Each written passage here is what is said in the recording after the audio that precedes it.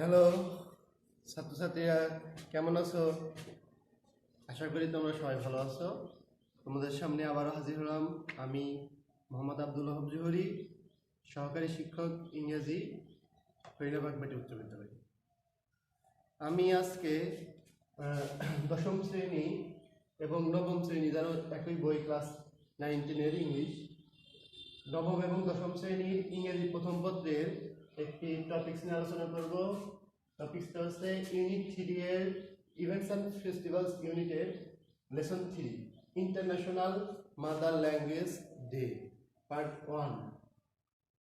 তোমরা তোমাদের কাছে থাকা টেক্সট বুকটা বের করো এবং এই লেসনটা বের করে হাতের নাগালে নাও। আর আমি এটাকে আজকে অনুবাদ করে দেব, অনুবাদ করে তোমাদের টেক্সটটা বুঝিয়ে দেব এবং আগামীকালকে আমি আরেকটা ক্লাস নেব এর উপরে, এমসিকিউ এবং প্রশ্ন, সেগুলো আগামীকালকে ক্লাস নেব।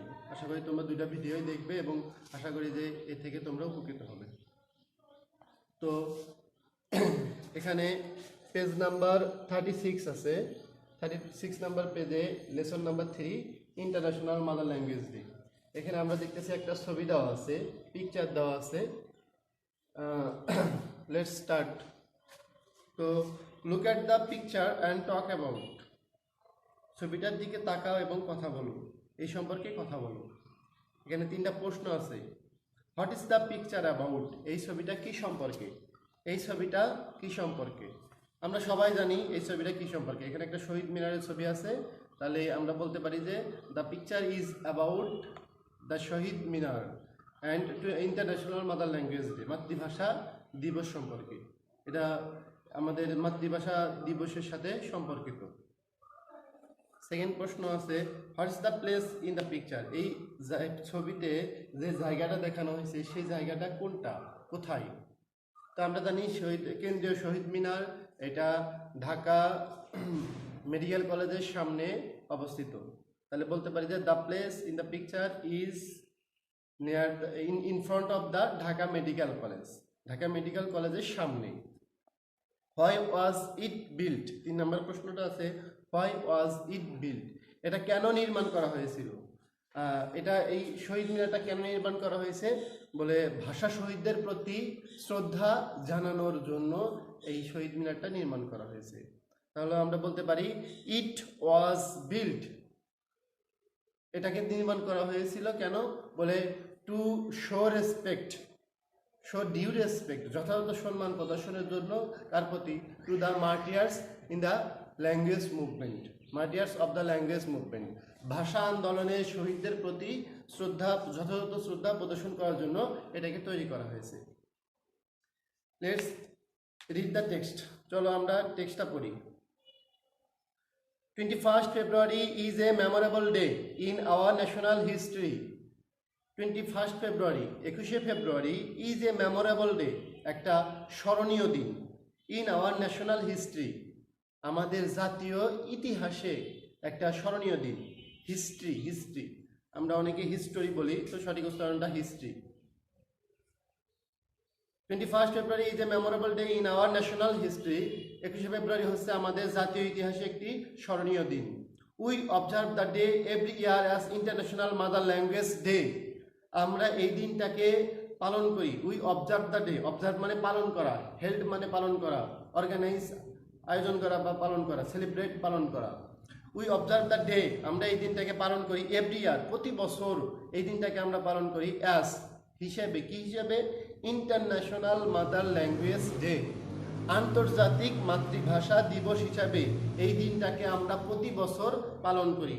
The day is a national holiday, এই দিনটা হচ্ছে একটা জাতীয় ছুটির দিন। ন্যাশনাল মানে জাতীয়, হলিডে মানে ছুটির দিন। তো প্রথম প্যাসেজটা, প্রথম তারাটা আমরা এখান থেকে এটুকু বুঝলাম যে 21st February is a memorable day in our national history. 21শে ফেব্রুয়ারি আমাদের জাতীয় ইতিহাসে একটা স্মরণীয় দিন। We observe the day every year as international mother language day, আমরা এই দিনটাকে প্রতি বছর আন্তর্জাতিক মাতৃভাষা দিবস হিসাবে পালন করি। The day is a national holiday, এই দিনটা হচ্ছে একটা জাতীয় ছুটির দিন। সেকেন্ড পারাতে আসি আমরা। অন দিস ডে, এই দিনে, উই পে ট্রিবিউট, আমরা শ্রদ্ধা নিবেদন করি টু দ্য মার্টিয়ার্স, শহীদদের প্রতি। এই দিনে আমরা শহীদদের প্রতি শ্রদ্ধা নিবেদন করি। হু, যারা লেট ডাউন দেয়ার লিভস, যারা তাদের জীবনকে উৎসর্গ করেছে, লেট ডাউন দেয়ার লিভস, তাদের জীবনকে উৎসর্গ করেছে to establish Bangla as a state language in undivided Pakistan in 1952। এই দিনে আমরা উই পে ট্রিবিউট, পে মানে নিবেদন করা, ট্রিবিউট মানে শ্রদ্ধা, ট্রিবিউটের আরও কিছু সমার্থক শব্দ আমরা শিখতে পারি। হোমেজ মানে শ্রদ্ধা, রেসপেক্ট মানে শ্রদ্ধা। তো এই উই পে ট্রিবিউট, আমরা শ্রদ্ধা নিবেদন করি টু দ্য মার্টিয়ার্স, শহীদদের প্রতি। কাদের প্রতি? শহীদদের প্রতি। কোন শহীদদের প্রতি? হু, যারা লেট ডাউন দেয়ার লিভস, যারা তাদের জীবনকে উৎসর্গ করেছে।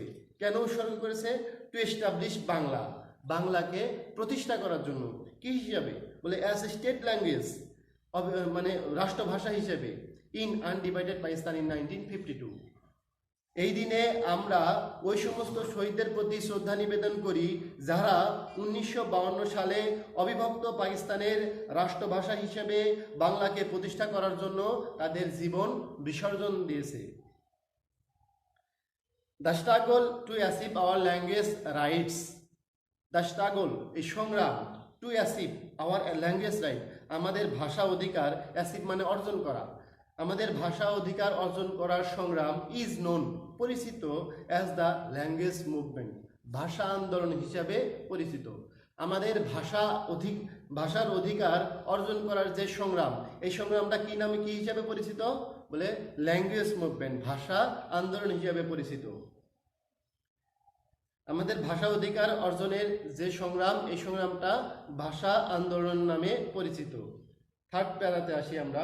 The seed of the language movement was শোন অন 21 মার্চ 1948। দ্য সিড মানে বীজ, সিড মানে বীজ, অফ দ্য ল্যাঙ্গুয়েজ মুভমেন্ট, ভাষা আন্দোলনের বীজটা ওয়াজ শোন, বপন করা হয়েছিল, অন 21 মার্চ 1948, 1948 সালের 21শে মার্চে এই ভাষা আন্দোলনের বীজ বপন করা হয়েছিল। হোয়েন, যখন মোহাম্মদ আলী জিন্নার পর একটা জিন্না পজিশন আছে, তার সম্পর্কে অতিরিক্ত পরিচয় আছে। দ্য গভর্নর জেনারেল অফ পাকিস্তানের তৎকালীন governor general Mohammad Ali Jinnah declared in a public meeting in Dhaka that, ঢাকার একটা জনসমাবেশে ঘোষণা করেছিল যে Urdu would be the only state language of Pakistan, উর্দুই হবে পাকিস্তানের একমাত্র রাষ্ট্রভাষা। সেন্টেন্সটা একটু বড়, তো আমরা এটাকে আরেকবার অনুবাদ করি। ভাষা আন্দোলনের বীজটা বপন করা হয়েছিল 1948 সালের 21শে মার্চ, যখন পাকিস্তানের তৎকালীন গভর্নর জেনারেল মোহাম্মদ আলী জিন্না ঢাকার একটা জনসমাবেশে ঘোষণা করেছিল যে উর্দুই হবে পাকিস্তানের একমাত্র রাষ্ট্রভাষা। The declaration raised A Sturm of protest in the eastern part of the country. The declaration, ঘোষণা, রেইজড, তুলেছিল, এ স্টর্ম, একটা ঝড়, অফ প্রোটেস্ট, কিসের ঝড়? প্রতিবাদের ঝড়। এই ঘোষণাটা একটা প্রতিবাদের ঝড় তুলেছিল in the eastern part of the country, দেশের পূর্ব অংশে। এই ঘোষণাটা দেশের পূর্ব অংশে একটা প্রতিবাদের ঝড় তুলেছিল। The protest continued non stop, প্রতিবাদ অবিরত চলতে থাকলো। Gathering momentum day by day, দিনের পর দিন গতি সঞ্চার করলো, মোমেন্টাম সঞ্চার করলো, গতি সঞ্চার করলো বা চলতে থাকলো। এই প্রতিবাদটা অবিরত চলতে থাকলো, দিনের পর দিন আরো জোরালো হলো, গতি সঞ্চার করলো। It turn into a movement, এটা একটা আন্দোলনে পরিণত হলো। টার্ন ইনটু মানে পরিণত হওয়া বা রূপান্তরিত হওয়া বা রূপ লাভ করা। এটা একটা আন্দোলনের রূপ লাভ করলো। And reached its climax in 1952, এবং 1952 সালে এর শিখরে পৌঁছায় গেল। ক্লাইম্যাক্স মানে শিখর, পিক মানে শিখর, পাহাড়ের চূড়া, যে কোনো কিছুর চূড়াকে বলা হয় ক্লাইম্যাক্স বা peak. Reached its climax in 1952, এবং 1952 সালে এই আন্দোলনটা তার শিখরে পৌঁছায় গেল বা চূড়ান্ত পর্যায়ে পৌঁছায় গেল। The government outlawed all sorts of public meetings and rallies to stop it. সরকার আউটল মানে অবৈধ ঘোষণা করা। আউটলড অতীতের ঘটনা, যেহেতু সব পাস্ট টেন্সে আছে, তো দ্য গভর্নমেন্ট আউটলড, সরকার অবৈধ ঘোষণা করলো। অল সর্টস অফ, এটা একটা ফ্রেজ, অর্থ হলো সব ধরনের, সরকার সকল ধরনের পাবলিক মিটিংস অ্যান্ড র্যালিজ অবৈধ ঘোষণা করলো। টু স্টপ ইট, এই আন্দোলন থামানোর জন্য। তো সরকার এই আন্দোলন থামানোর জন্য সকল প্রকার জনসমাবেশ এবং র্যালিকে অবৈধ ঘোষণা করলো। তাহলে কেন সরকার সকল প্রকার পাবলিক মিটিং এবং র্যালিকে অবৈধ ঘোষণা করলো? এর উত্তর আছে টু স্টপ ইট। আমাদের এটা যদি প্রশ্ন থাকে তাহলে আমাদের আনসার করতে হবে টু স্টপ দ্য মুভমেন্ট, এই আন্দোলন থামানোর জন্য। এখানে ইটের পরিবর্তে আমাদের নাউন ব্যবহার করতে হবে movement. The students of Dhaka university defied the law. Dhaka ভার্সিটির ছাত্ররা আইনটাকে ডিফাই করলো, অমান্য করলো। ডিফাই করা মানে অমান্য করা। ঢাকা ভার্সিটির ছাত্ররা আইনটাকে অমান্য করলো and brought out a peaceful protest procession on 21 February 1952। এবং 1952 সালের 21শে ফেব্রুয়ারি একটা শান্তিপূর্ণ প্রোটেস্ট মানে প্রতিবাদ, প্রসেশন মানে মিছিল, শান্তিপূর্ণ প্রতিবাদ মিছিল বের করলো। ঢাকা ভার্সিটির ছাত্ররা কি করলো? এই অবৈধ ঘোষণা করা এই আইনটাকে অমান্য করলো এবং ব্রট আউট মানে বের করলো এ পিসফুল প্রোটেস্ট প্রসেশন, একটা শান্তিপূর্ণ প্রতিবাদ মিছিল বের করলো। কত তারিখে? অন 21 ফেব্রুয়ারি 1952, 1952 সালের 21 ফেব্রুয়ারি তারা একটা শান্তিপূর্ণ প্রতিবাদ মিছিল বের করলো। When the procession reached near Dhaka medical college, যখন এই মিছিলটা ঢাকা মেডিকেল কলেজের কাছে পৌঁছাইল, the police open fire on the students. Police তখন ছাত্রদের উপরে ওপেন ফায়ার করলো, গোলাবর্ষণ শুরু করলো, ডাইরেক্ট গুলি শুরু করলো। কিলিং সালাম, রফিক, বরকত, শফিউর অ্যান্ড জাব্বার।